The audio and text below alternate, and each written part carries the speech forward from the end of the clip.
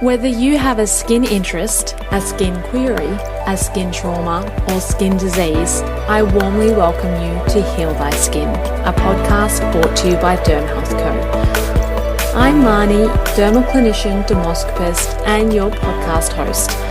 Skin is deeper than beauty, and our mission is to build the largest platform of specialised practitioners focused on skin health and skin empowerment.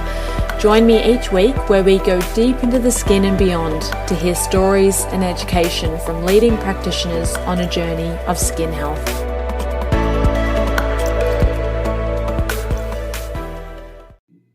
Welcome to the Heal Thy Skin podcast. I'm Marni, your host, and today I'm speaking with Dr Nelu Simonsz. Dr Nelu is a paediatric doctor with a love for educating parents and patients about common health concerns for children.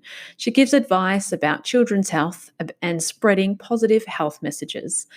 Dr Nelu uses this platform to create awareness and education around health topics, being a credible, relatable, and accessible source of guidance to the public.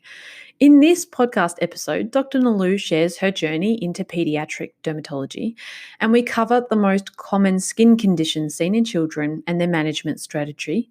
We debunk some common myths associated with skin conditions in children, and she provides clear, easy to follow guidelines on looking after children's skin.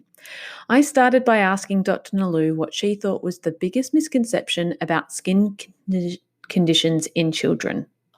From my experience in dermatology clinics and emergency departments, I would say the biggest misconception is that food allergy causes eczema. There's a lot of hype and fear about food allergy in the community, and I think there's a very quick jump to link eczema and food allergy. So I don't know if you want me to go into that a bit, but I think that's probably the biggest fear that parents have with skin conditions, or the more common skin conditions in the community. That's really interesting. Yes, I'd absolutely like to dive into that a little bit deeper. But first of all, tell us a bit more about your career. Yeah, sure. Look, I've been doing pediatrics for about 10 years. So I went straight through from high school into med school. At that stage, I thought I wanted to do either pediatrics or obstetrics. I wasn't too sure, and I did well in both of them at med school. So I got a job after intern that involved both obstetrics and pediatrics, but very quickly realised that pediatrics is what I wanted to do, and I haven't looked back since. So the last 9 to 10 years, I've been doing just pediatrics. Working in the public hospital system, which means a lot of rotating around to lots of different hospitals, and doing all sorts of ward jobs, neonatal intensive care, lots of clinics, lots of emergency department jobs. So very general, and I'm specialising in general paediatrics, which is a little bit of everything, and I love it. Yeah, amazing. So tell us about some of the most common skin conditions that we see in children. Yeah, look, this is just anecdotal from my own experience, but I'd say some of the more common things are rashes. So not necessarily conditions per se, but we do see a lot of skin rashes. They come through the clinics and emergency departments all the time. Usually things like viral rashes, so when a child has a fever or a virus, very common to get rashes with that.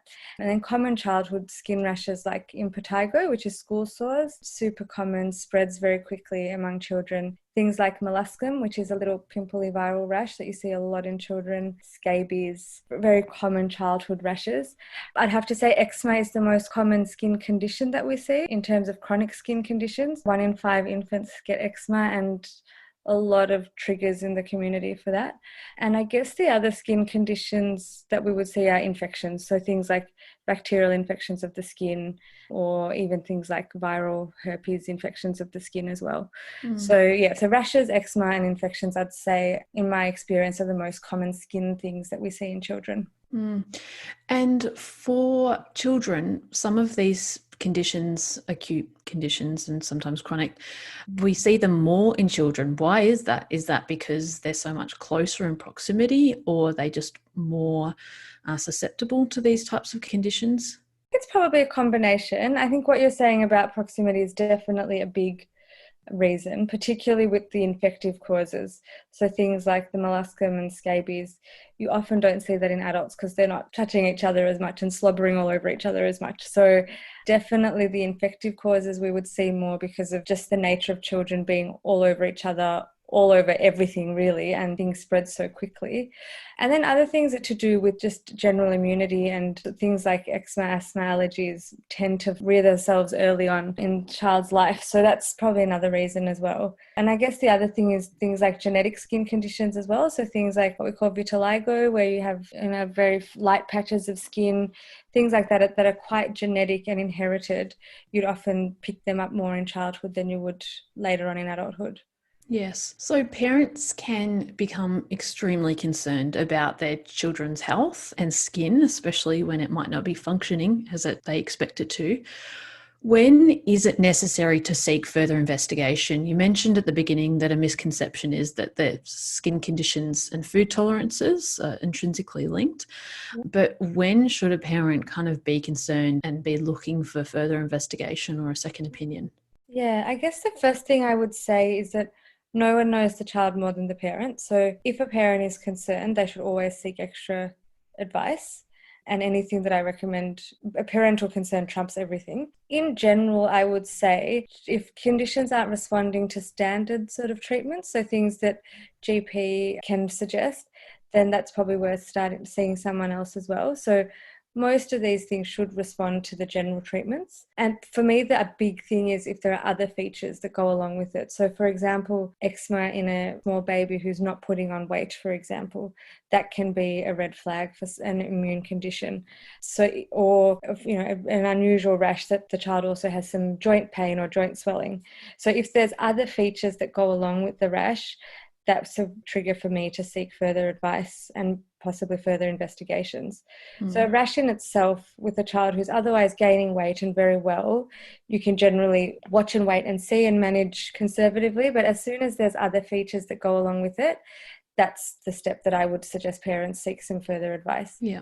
And what are some of those clinical signs, for example, with a rash that may lead it to potentially have some kind of infection associated with it? What are those clinical symptoms or signs that parents can look for? Yeah, so if we're talking about infections specifically, things like fever, the child being generally unwell off their food, not drinking as much, sort of general features of infection. Like I said before, a lot of viruses can give you a rash as well. So we see a lot of children come into emergency with a rash, and we know that it's a viral rash. But saying that if there's any concern about fever or being unwell, I'd always think about infection with the rash. The other thing is if the actual rash itself is hot, swollen, tender to touch, or if there's any pus or ooze or crusting, that's often a sign of infection as well. Yep. So you can get infection where, say, I've got a cold and then I have a rash with the cold, or the actual skin can be infected, like what we call cellulitis. So there's a child's had a small spider bite, and a couple of days later, the area becomes hot, red, and swollen. So that's a local infection in the skin. I guess the other thing you can think about with infections is if the rash changes. So sometimes eczema, for example, you can get herpes or viral herpes rash on top of that. And so they get blisters as well where the eczema is. If there's yellow crusting ooze, that can be signs of a bacterial infection on top of the eczema. So if the rash changes, that can be another sign of infection as well. Mm-hmm. And talk to us a little bit more about skin conditions and food intolerances, or that misconception you mentioned at the beginning. Yeah, so there's a lot of, because I've done dermatology clinics and I've done some allergy clinics as well, and we see a lot of children come through allergy clinics with concern about food allergy and eczema. So the misconception is that food allergy causes eczema, but really what happens is the food allergy itself does not cause eczema. It can worsen eczema. So a child who has eczema can be triggered by a food that they eat. So the most common ones are wheat, milk, eggs, and peanut. But the food in itself is not going to cause a child to have eczema if they weren't going to get it anyway, if that makes sense. So it's basically, the bottom line is that we wouldn't suggest avoiding a food purely because we're worried about it causing eczema. So the way that eczema and food allergy are related is that it gives a bit of a delayed reaction. So it's not your typical hives, anaphylaxis type of reaction. That's what we call IgE mediated. It's a different type of reaction altogether. And that's what the allergy tests will show up. So eczema and food allergy is a different type of delayed reaction. So the testing doesn't really help. And unfortunately, a lot of parents come and see allergists to get the testing because of eczema. but really it's not going to help. So if a child is otherwise able to tolerate that food, so if they're not getting hives, if they're not getting any breathing difficulties, vomiting, dizziness, then if the eczema is well managed, they should be able to eat that food. We're really trying to avoid families cutting out food because of eczema. Because then there's potential for deficiencies and then all the other implications that goes with that. Absolutely, yeah. Deficiencies, it really disrupts families to avoid foods, particularly things like egg and wheat and milk, which are so common in our diets. And really, if you can manage the eczema well, the child should be able to eat that food. And there is some evidence to show that a child with well-managed eczema is at less risk of developing food allergy later on as well. Interesting. Really important to manage the eczema well and to not be put off by the food making it worse. Yes. So how are skin conditions different in the management strategies compared to the treatments for adults? And maybe we could use eczema as an example. Yeah, look, I think, to be honest, a lot of the management is similar in terms of the medications we use and the treatments that we use. The big things that are different for children and adults is, one, the actual conditions themselves. So things like pool sores and molluscum and scabies, adults don't tend to get them. So we see different ranges of skin conditions in children. The dosing obviously is different. We're a bit more cautious with dosing of antibiotics and steroids and things in children. To me, I think the biggest thing is, and it's been a long time since I've done any adult medicine, but I think the biggest thing is compliance and just getting a child to follow instructions really is the biggest thing. Actually getting the management across the line is very different in children. You know, some of the things we suggest, like wet dressings, bleach baths, moisturizing 5 times a day, things like that, it's much harder to do that in a child than in an adult. And what we were talking about before with children just slobbering all over the place and, you know, touching their siblings and spreading infections and germs everywhere, it's a lot harder to manage those things with children as well. So it's more the behavioural side, I think, that makes the management very different in children than in adults. Do you have any tips for that for adults, for parents? I think one thing is to try and get the children involved in it. So we don't want it to be like a punishment for them. And even from a young age, sort of getting them involved and letting them feel like it's a fun thing and they have a bit of ownership over it, I think can be really helpful. Things like star charts can be really helpful for kids who are a bit difficult to get across the line. You know, 5 days of getting the steroid creams on and they get half an hour extra of TV time or some sort of reward system can be helpful for some families. And also just sort of building it into the routine. So building it into the bath routine, or, you know, we brush our teeth and then we put our creams on, and sort of making it like business as usual as opposed to being a real chore. And I understand this is difficult, particularly in families where there's lots of kids, and trying to manage moisturizing 3 times a day while you've got 3 other kids running around is really difficult. But just trying your best to work that into routines and to get the kids as involved as possible is a good first step. But I acknowledge that it's really hard. No, I think that's really good advice. So what do we need to look after our child's skin? And I'm talking just general children's skin, because I've got lots of friends that have some multiple children or newborns, and they're like, what do I do to look after my child's skin to ensure that they've got healthy skin later on in life, for someone that just has no skin conditions or no concerns, I guess? I think that just general eczema management is really useful for everyone, whether you've got eczema or not. And I think that's probably what you're asking. I would say moisturizing is probably the key. And the big thing with the moisturizing is that you don't want to use the fancy smelling, really super expensive fancy creams. You just want something really simple, hypoallergenic, fragrance free, something like a QV. I'm not sure if I'm allowed to mention brands, but I would stick to something simple like a QV or Cetaphil and moisturize. I'd moisturize twice a day for a child with or without any skin conditions, because keeping that moisture barrier in the skin is probably the single most important thing for developing that dryness and itch and infection. So keeping up that barrier is the biggest thing to keeping the infection barrier as well.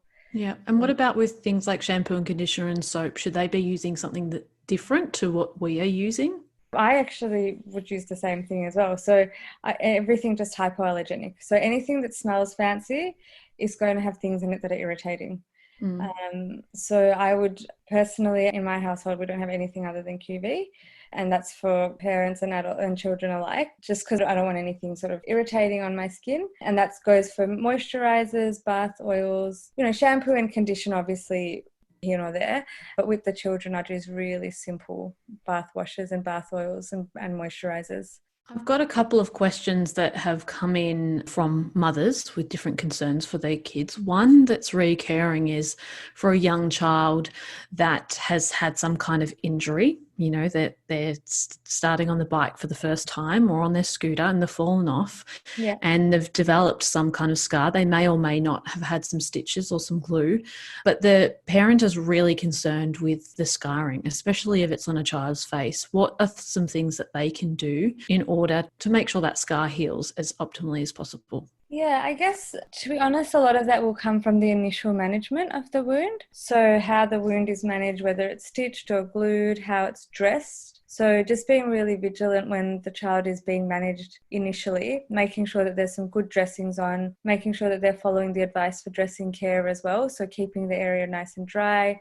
If it becomes oozy or smelling or swollen, just to have it looked at straight away, because infected wounds can scar a lot more than regular wounds. Mm-hmm. I guess the other advice is just to be aware that different children and different skin types will scar differently. So particularly with the more Asian or darker skin, you can see that keloid scarring, which is that really thick overgrowth of scar, and that's unfortunately fairly common.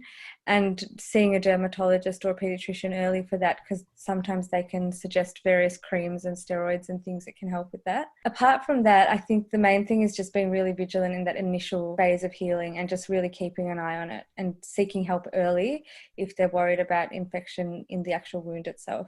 Yeah, good idea. And another question in regards to infantile acne. So for some babies, I know it's not very common, but for some babies that will develop open comedones, should a parent do something about that? Should they seek to have them extracted or use certain products, or just leave the skin alone? Yeah, look, babies get really funny rashes when they're little, particularly less than 1 month or 2 month old bubs. Get anything from red spotty rashes to little pimples to the infantile acne. Erythema toxicum is a rash that sounds awful but is very benign. So really, really common to get all sorts of rashes in newborns. Pretty much all of them you'd leave. There's very few, unless we're really concerned about a nasty evolving eczema, dermatitis or an infection, we would leave them. So even with the infantile acne, we'd often leave it. Make sure you're just being really careful again with hypoallergenic bath oils and moisturizers, and it will generally clear itself. It's usually just due to the hormonal shift from being born and having mum's hormones on board and everything shifting around, and pretty much always will self-resolve. But again, like I said, if parents are ever worried about anything, they should always get it checked. Or if there's any additional features, so redness, if it's swollen, if the child has a fever, or if there's anything else they're worried about, they should also get it checked. Great advice. Now, in regards to some of those more chronic conditions that we see in children, talk to us a little bit more about them in terms of what can happen if they're not managed well. What are some of the risks that can occur?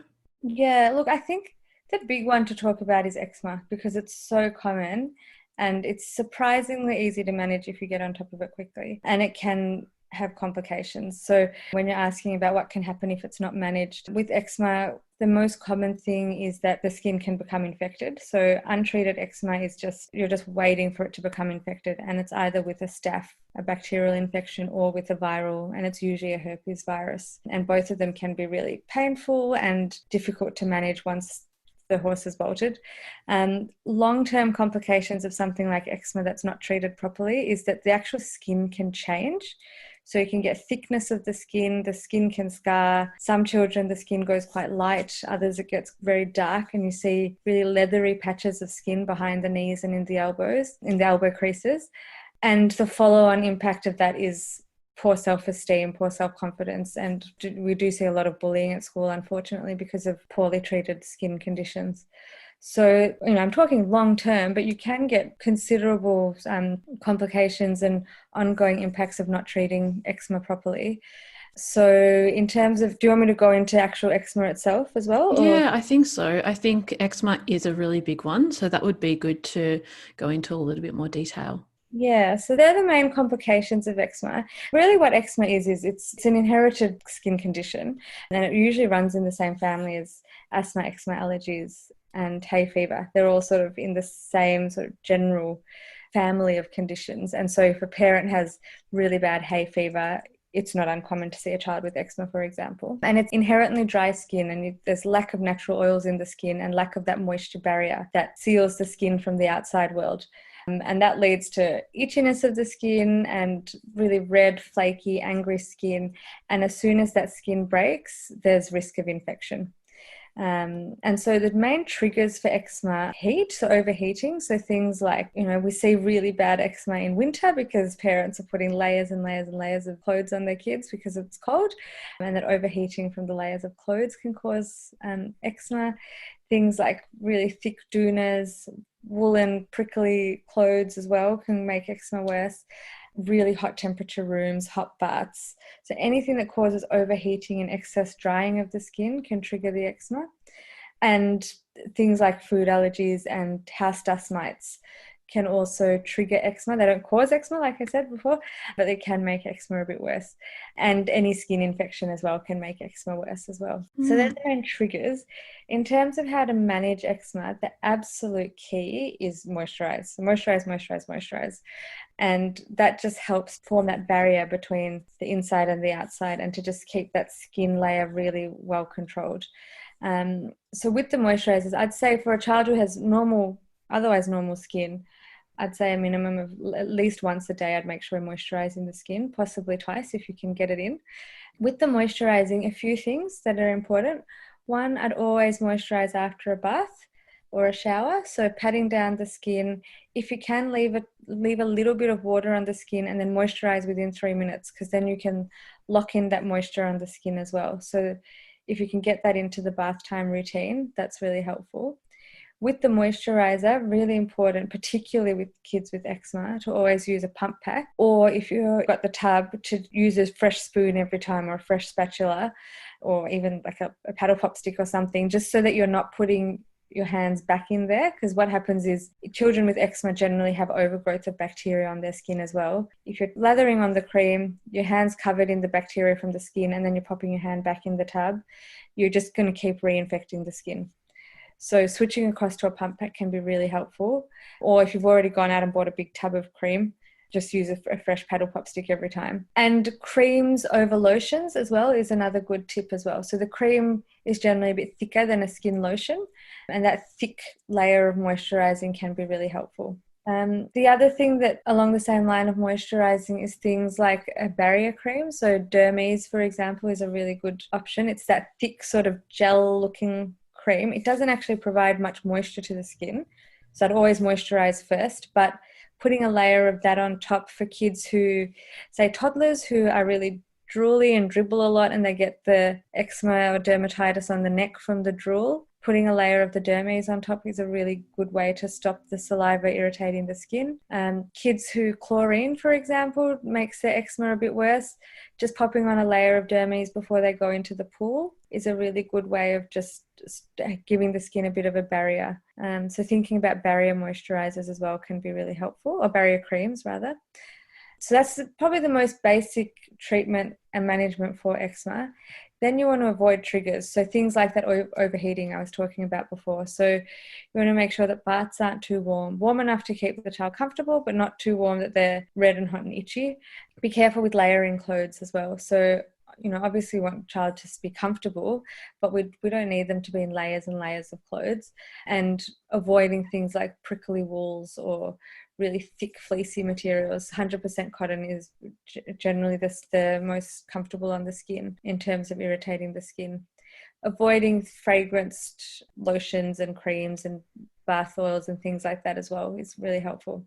So you want to try and avoid triggers. If you know of food triggers, like I said, manage the eczema, make sure you're really on top of the eczema, and then keep up the foods. Don't avoid the food unless the eczema is really bad and you're seeing a very direct link. So as soon as they have egg, the eczema flares up. Hold off on the egg for a bit until you get on top of the eczema, and then definitely reintroduce the egg again. I wouldn't recommend stopping the foods unless there's another type of allergy going on. What about things like washing detergent? Same sort of thing. If you're noticing that, say, in teenagers who are getting to help wash up, if they're getting a lot of irritation on the hands, that could be washing detergent related. So you could try various different ones. You know, some kids you might see with only on their face, and that might be from makeup. So just trying to see if you can find a pattern. Some families will see that wherever the clothes have touched, they get a bit of an itchy rash. So maybe it's the washing powder. So some of that's a bit of trial and error as well. But again, as fragrance-free and as additive-free as possible is generally the most helpful. But that doesn't necessarily mean the most expensive ones are the best, because some of the expensive brands, we don't know if sometimes just a simple, cheap one that's got not much added into it is all you need. Yeah, good advice. And you mentioned about fragrances and things that can be quite irritating. What about more natural fragrances like essential oils? Yeah, look, in terms of, you mean rubbing into the skin? Well, just they might be using, say, a natural moisturizer, but it has some kind of natural essential Yeah. oil like lavender. Yeah, look, I think that's a bit here nor there in terms of it hasn't really been studied as much. I personally stay away from them as well, just because we don't know what sort of testing they're doing on that and how it's going to impact your child. But again, I think trial and error is generally the best thing. I would just avoid parents going and forking out lots and lots of money for things that sound a bit fancy, but we're not really sure if they work or not. So with the eczema, apart from so moisturizing and avoiding triggers are probably the easiest and most common helpful things that we can do. For eczema that is quite severe and not responding to that, there are some other things that are really, really helpful. So things like wet dressings where we keep the skin constantly moist with literally dressings that are wet. And this might be something as simple as having a wet t-shirt or a wet bandage and wrapping it around the troublesome areas. That can be really, really helpful. So that's something that's worth talking to the GP about, or jumping online and seeing how that's done. And I'll give you a few resources. The other thing that we do that sounds a bit bizarre if you haven't heard about it before, but is bleach baths. And that is really helpful for eczema management. What that actually does is it helps to eradicate some of that bacteria overgrowth on the skin. And that's for kids who get the really consistently infected eczemas. So it's literally some household bleach in the bath, and that can be really helpful. And again, if you jump onto the eczema.org.au website, they have all of the formulas for that. So bleach baths and wet dressings are really helpful for eczema. Then the other thing is steroid creams, which a lot of parents have heard about. Steroid creams are really helpful to just sort of dampen down that body's reaction to the eczema and the inflamed skin. Important to use it carefully. So we want to manage it well, but we don't want to manage with steroid creams long term, because there are some side effects. It can make the skin a bit thin and fragile if we're using it long term, but definitely in the short term, steroid creams can be really, really helpful for eczema. So seeking out some more advice from either your GP or even going online to the eczema.org.au website or local hospital guidelines can be really helpful to manage some of that at home. And if, like I said before, if the home managements aren't working, then seeking some help from a pediatrician or a dermatologist would be the next step. Only the last thing I will say with eczema, though, again, is really common. But if the eczema, particularly if it's a really young child, so less than 3 months, if it's really severe, less than a year actually, if it's really severe and hard to manage, or if there's any weight loss associated with it, I'd make sure you definitely see someone, because very rarely it can be linked to immune deficiencies, severe eczema and weight loss. So that's one thing that I've learned in both my dermatology and allergy clinics, is just to be aware of the child who's losing weight and has severe eczema. Yeah, that's excellent advice. Now, you mentioned earlier that children can be prone to bullying when they, look different to the other kids. What are some things that parents can do to support their children that may be experiencing either a visible skin difference because of a chronic long-term skin condition or some other kind of difference on their skin? Yeah, I think this is the thing that I actually found most surprising and sad when I started doing all these clinics, was to see the impact on young children by having these skin conditions. Kids can be so nasty and skin conditions can be really visible. So it does lead to quite a lot of bullying. I think the key for parents is to just be aware that this can be a problem. So parents often don't realize the impact that it can have on the children. So things like if they notice a pattern of school refusal, there's a tummy ache every morning and not wanting to go to school, or if the mood is quite low, I think it's really important to just be in tune with that and to have the conversation early, particularly if their child has a very visible skin condition. We see kids who have alopecia, who don't have much hair, or who have discoloration of the skin, and they get teased a lot at school, and the parents may not be aware that it's a problem. So I think it's being aware of it, speaking to the child about it, and having an open conversation, and just asking them directly how things are going at school and advocating for them through school. And to always just seek extra support. Don't leave it for too long, because especially in children who already have some low self-esteem and bullying issues, leaving things for too long can just fester and manifest in other ways. So I'd jump on top of it early as soon as they realise there's a problem, whether it's either seeking supports through school, speaking to the GP to see what the local supports are as well. And some of these conditions, particularly the more nasty genetic conditions, they have support groups and, Facebook groups and things like that parents can get involved with, and they can share information on how to manage it. And I guess the other thing is to manage the skin condition as best as possible. So, it's really important for the parents to try and help stay on top of the skin condition management so that it can be as well managed as possible, so the child can have as good a time as possible at school. But I think the biggest thing is awareness. Yeah, so important. And also kids don't necessarily have the skill set to articulate what's going on. So they might be acting out in other ways because that's their way to express what they're going through. Exactly. And we see a lot of kids who have, medical conditions, but they're often triggered by stress or underlying anxiety. So I think it's just, if it doesn't quite make sense, just think twice about whether there's something else going on that the child's not able to articulate. Yes. And in regards to medicine, the pediatric medicine and what's actually happening in this space, are there any changes or things that are being done differently now to manage children's skin health? Look, I think that as more and more research evolves, we know what works, what doesn't work. So, for example, the allergy and the food allergy and eczema links has all sort of come out through extensive research. So I think that's been really helpful. There is a lot of work going into investigation and treatment of the more rare skin conditions as well. So, we've been sending skin biopsies to America, for example, for genetic testing and things like that. So I think particularly with the genetic side of skin conditions, there's a lot happening in that space. And as medications evolve and become better as well, there will be more options going forward for the really weird and wonderful and novel skin conditions. I think things like eczema and the basic skin conditions, we're pretty much all over now, and I don't know that will change that much in the future, but definitely the more novel things are becoming much better picked up, managed, investigated as time goes on. And I think we're seeing that just from some of the other guests we've had on here about skin conditions that can occur in anyone. And if they're really, really rare, it hasn't been until recent times with technology where this new research and information can be shared in the cloud in an instant with colleagues on the other side of the world, which just enhances everyone's research ability and makes breakthroughs, I guess, a lot quicker and seamless. Yeah. Absolutely. And the reason why things like eczema are so well researched is because there are so many children affected. But it's exactly like you said, those rare conditions are the ones that there's just not enough at the moment to know about it. But the more that we're sharing this information and the more we're aware of it, the more research that will come out.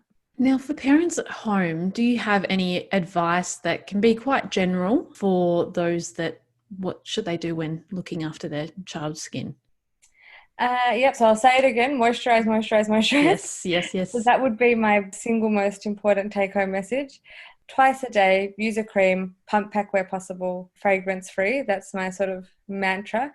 I'd avoid triggers where possible as well, especially for kids with eczema, but also just generally overheating particularly, and the really woolly, prickly clothes that can just irritate the skin. The other thing that parents often don't think about is scratching. So in terms of infection and trying to reduce infection risk, I'd say one of the most common reasons is, one, that the skin is dry and there are triggers, but also that scratching from the nails, the kids who sit there and scratch their dry skin, they're the ones that introduce the infection, because there's bacteria sitting in your skin, in your nails.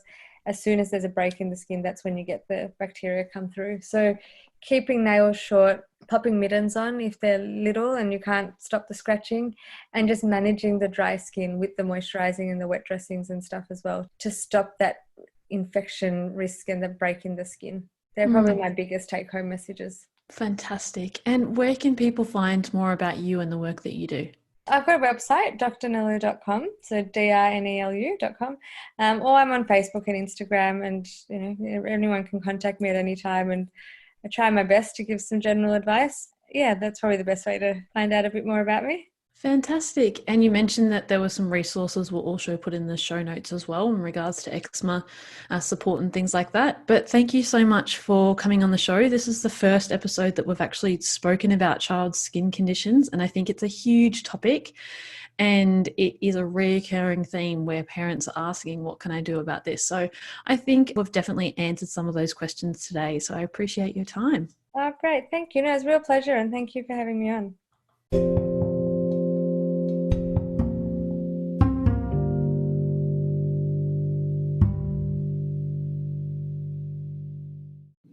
What a fabulous podcast recording. I have so many parents ask me about different things for children's skin all the time. I think parents can be hyper aware of what's happening on their children's skin, and because they are more fragile and more sensitive to certain things, I can understand why it can be such a big concern for parents. So I really hope that that answered some of those questions that you may have been facing yourself. The 3 deeper than skin insights that stood out to me were, number 1, moisturizer, moisturizer, moisturizer. Dr. Nelu shared that a simple, fragrance-free, benign moisturizer should be used daily, if not twice a day, even on healthy skin, because it helps to protect a barrier and keep the hydration in. And we know a hydrated skin heals better and is less susceptible to then become a source of infection. Because remember that our skin is the number 1 line of defense for our immune system. So if our skin is impaired anyway, and especially for a child's skin, because they are more sensitive, their immune systems aren't necessarily as robust, making sure that that skin barrier keeps intact is so, so important. Number 2, while parents can be hypersensitive about their child's skin, many rashes and anomalies that we see are self-limiting, so they resolve themselves. But if the conditions are combined with heat, fever, weight loss, appetite reduction, or pain, then definitely seek further opinion. And number 3, as children either don't communicate because they might not be talking yet, or maybe they're unsure how to articulate what they are experiencing, look for behavior in children. So if you notice that there's some changes, such as frequently not wanting to go to school or daycare, loss of appetite, acting out, or being more emotional or more reserved than usual, it may be due to something deeper going on. So consider those little clues. Thank you so much for listening to another episode of the Heal Thy Skin podcast. If you enjoyed listening, take a screenshot while you are still listening to this. Tag us on your socials at dermhealth.co. Until next week, be skin powered.